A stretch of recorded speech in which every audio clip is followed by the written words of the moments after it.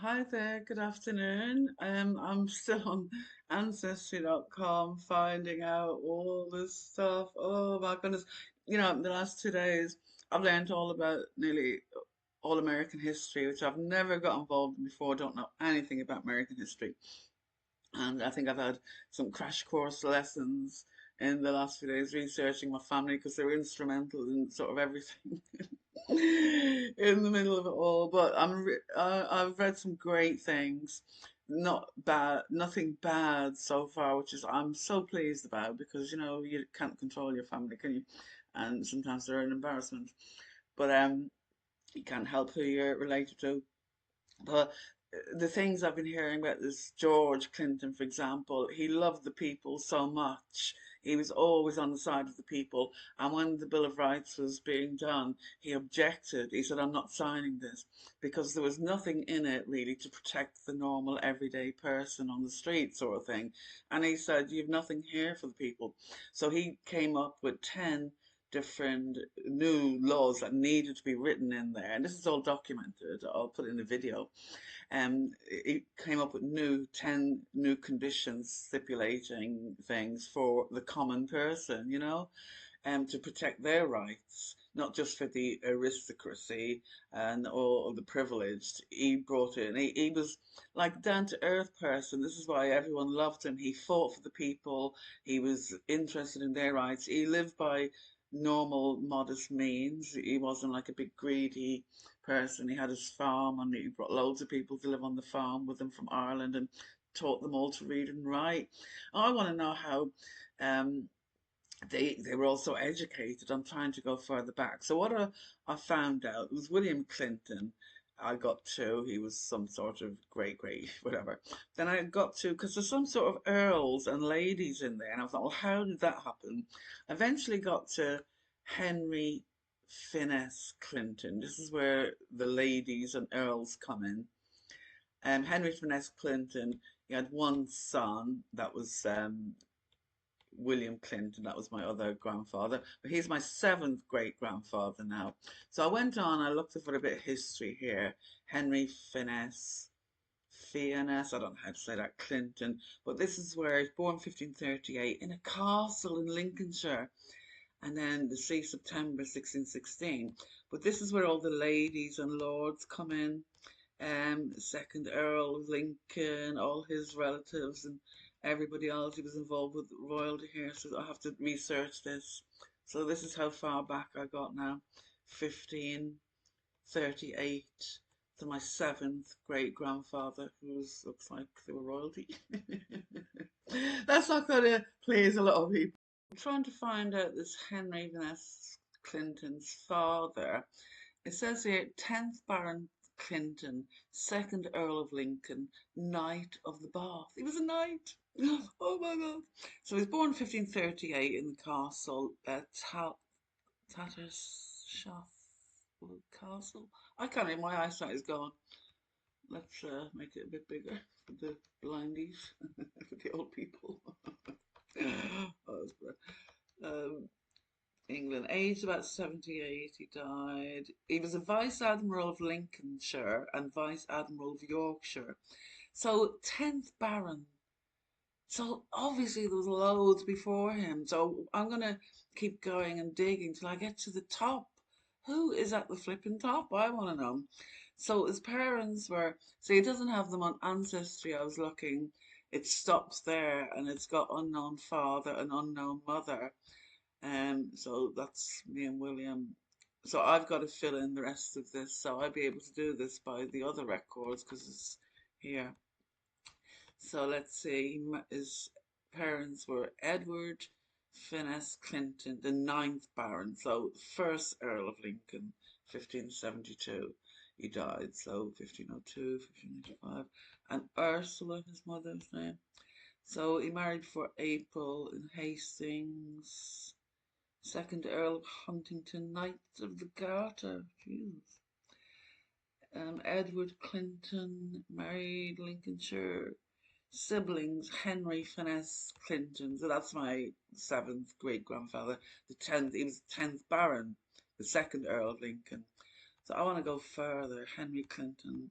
So look, Just give you a little look how the sources, how much. There's the castle, Vanessa Clinton Castle in Lincolnshire. I wonder am I entitled to anything? So here's the family tree. I can do like a lot more. Go into even their fathers and their fathers and their fathers to find out who really, where did we come from at the beginning. This is what I'm looking for. There's going to be loads along the way, but I'm really looking for where did we come from at the beginning. Why? Because I always know these aliens are interested in lineage. So I was thinking, where were the first humans put here? Like a group of people put here, like about 4,000 to start humanity. And I always thought, am I one of those lineages from them? Are they tracing those? Because they've got to be doing something while they're following me all my life. So I knew it was going to be in my ancestry. And here I'm finding it. God knows what's at the top. But I'll keep you all posted. It's so exciting. Got a new hobby. Puzzling me is how are they so educated? Where did that come from? Because even like one of the Clintons, George's father, was it James? He had five children. Two died on the way to New York in 1729, a son and a daughter, but he went on to have two or three more. Three more, there was four of them. So one became a surgeon, one became a governor of New York, one became another surgeon. You know, they were able to get educated during all these hard times.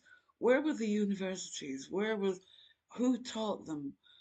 Where did they get this law knowledge from? Because one was, oh yeah, a lawyer and, district attorneys and everything. So they were already educated when they went to America.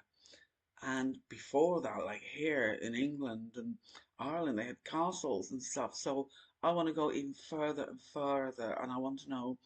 But I always imagined my family like I thought to myself, well, we're here, so they must have gone through so much hardship in life for us to actually exist. Any of us, really. Our ancestors went through everything that was thrown at them. If there was a flood at the beginning and everyone was killed, only a few survived. Well, our ancestors, whoever they were, all of them survived something, didn't they, for us all to be here, or we wouldn't be here. So, did the world end loads of times? I don't know. Why are we all here? Otherwise, we've all got ancestors, but do they all lead to the same bunch of people at the top? I don't know. I really don't know. Now, I'm shocked at what I'm finding out because I really thought we were just hardworking survivors, and I was praying, thinking I was having all sorts of nightmares, thinking, oh my God, the hardship, they're all on their bare feet, in the famine. No, well, it turns out they weren't, were they? Look where they were, look what they were doing. Royalty and living it up. I always knew I came from good stock because I've always lived it up, even when I was broke. I was still drinking the champagne. I'm terrible. I'm a terrible squanderer. I believe in spend, spend, spend, and I don't look after tomorrow. But I always land on my feet somehow, even though I enjoy life to the fullest. And I spend, spend, spend, and it seems it's in the blood. What you have to live for today, you don't know what's around the corner, do you? So, but I just thought it's totally changed my whole outlook on my family because it's not like they weren't like all struggling and poor like I thought. Maybe my dad's side were. I'm not even going to bother doing that. They're not interesting enough. This is interesting me enough. I always know my mother's side were the more interesting ones with the history because they're just an old bald family. So just not just not the everyday people. I just knew there was something different here, you know. So I'll keep you posted. I'm changing my passport, Lady Marie Kayali Clinton. I'm going to start using this. I have every right because where did it go? I don't remember giving up my ladyships. Where did the earlship end? Shouldn't that have come down to the great great great whatever? One of my brothers even, or one of my uncle, or somebody shouldn't have come down to one of the men in the family. So I want to find out where. Maybe I'm entitled to the throne. Maybe I'm the real heir to the throne. That would be so fucking funny. I'd laugh myself to death. I would die laughing. I just for the irony, that would really suit my sense of humor. Be so funny.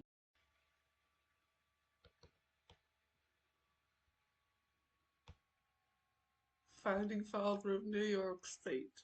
There are George those who Clinton. walk through life and leave no trace of ever having been there.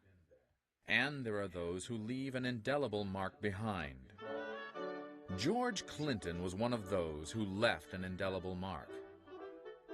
Nearly 2 centuries after his death, the footprint of George Clinton is forever stamped on the state of New York and the United States of America. The first governor of New York State and its longest serving, George Clinton set New York on the course to become the Empire State, this country's economic powerhouse. George Clinton was born July 26, 1739, on a farm in Little Britain, a small frontier settlement in the Hudson River Valley. His parents, Elizabeth Denniston and Charles Clinton, emigrated there from Ireland 10 years before. These modest surroundings formed the roots of George Clinton's lifelong political philosophy. It was pure and simple. Government got its power from the people, and its power should be wielded for their welfare only. The young George Clinton followed his father's footsteps and became a land surveyor, then studied law and was admitted to the bar in 1764. He became a familiar figure striding down Wall Street in Kingston, New York, to the Ulster County Courthouse, where he served as clerk of the Court of Common Pleas, a position he held for life. Clinton was also a familiar figure walking to the nearby home of Tatcha Winecoop and Peter Tappan, where he courted their daughter Cornelia. On February 7, 1770, to avoid a large wedding, George and Cornelia traveled 40 miles by sleigh through the wintry night to be married in the Reformed Church in Germantown. His marriage also wed Clinton to a large and politically powerful family who were patriots like himself, opposed to the policies of King George and Parliament toward the colonies. Clinton's resentment steadily mounted into anger during his tenure as a member of the New York Provincial Assembly. In 1775, he delivered this warning to the Assembly: "The time was nearly come that the colonies must have recourse to arms, and the sooner the better." Clinton became the fiery leader of the patriot cause in New York. May 1775. Clinton was appointed a delegate to the Second Continental Congress in Philadelphia.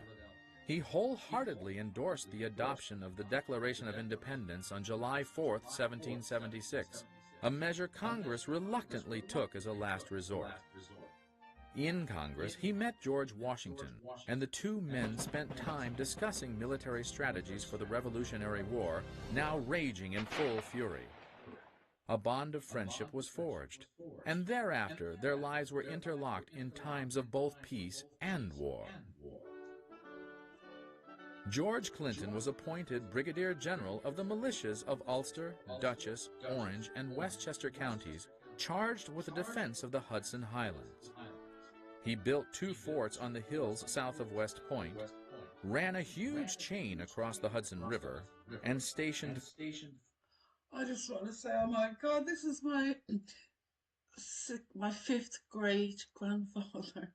I can't believe how much they were doing, how hard working, and we're so lazy now. When you think of us nowadays, we're just sitting at home and little jobs or whatever, and this is what the men were doing in those days. I'm dumbfounded that my grandparents were doing this, great great greats and all that. They were all, and it seems like it ran in the family, like lines down. They were all very military generals, law, district attorneys, governors, things like that, all to do with the law. 5 armed vessels to prevent the passage of the British. Impressed with his performance, Fought the British. George Washington recommended that the Second Continental Congress appoint him a brigadier general in the Continental Army. On July 9th, 1777, Clinton got word at Fort Montgomery that he had been elected governor of New York State.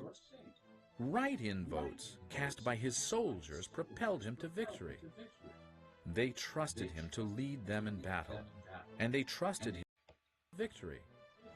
They trusted him to lead them in battle, and they trusted him to look out for their welfare as governor. Like them, he was a man of modest means, who could be counted on to care for their concerns. Clinton did not want to be governor, but accepted because he felt obliged to honor the wishes of the majority of voters.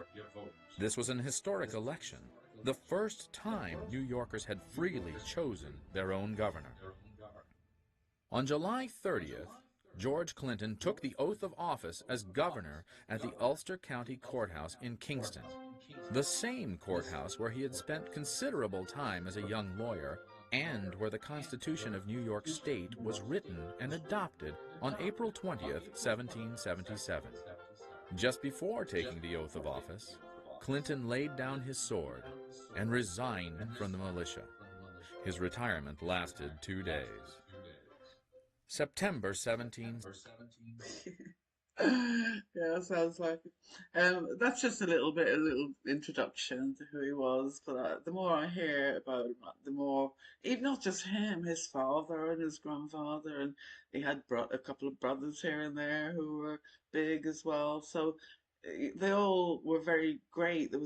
It doesn't say it, but the thing is as well, we have this O negative and AB negative blood types in my family. Both my grandmother had it and my grandfather. So definitely, and then my husband had it as well. So my daughter had it. So it runs through a lot of the family. But a lot of the children used to die in those days because they didn't know about the antigen and the needle you have to have when you have this blood type. Things go with it. You have to have a needle before the baby's born, and your body attacks the baby, because it's a different blood type. If it's the same blood type, I think it's okay. But if you have a baby with a different blood type, it will attack the baby.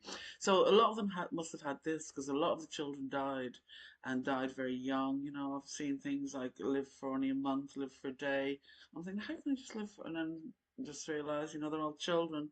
Children it must be that blood group because my granny lost quite a few, about 5, mostly boys as well, they're called blue babies in those days. But now they can save them. Years ago they couldn't. So a lot of them didn't have very big families. One child here, two, I think 4 was the most. It was George Clinton. He had brothers and a sister, but they were all very prominent as well. But a lot of them didn't have children that much. Well, I thought that was weird before when I was checking as well. Whoops. So, this is Edward Finesse de Clinton, first Earl of Lincoln, and this was by an unknown artist in 1584. That's what he looked like.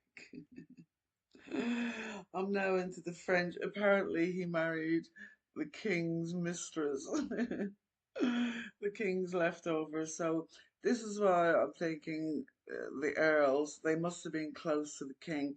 Well, apparently he was an aide to 4 kings. It says.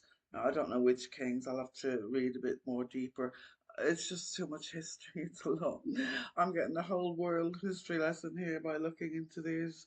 Oh my God. It's wild. It's unbelievable. What am I going to find? I'm going to his father and his father and his father because they're very prominent. The records are there. It's just there for me to read. It's brilliant. I don't have to do much work. It's really good. Bye for now.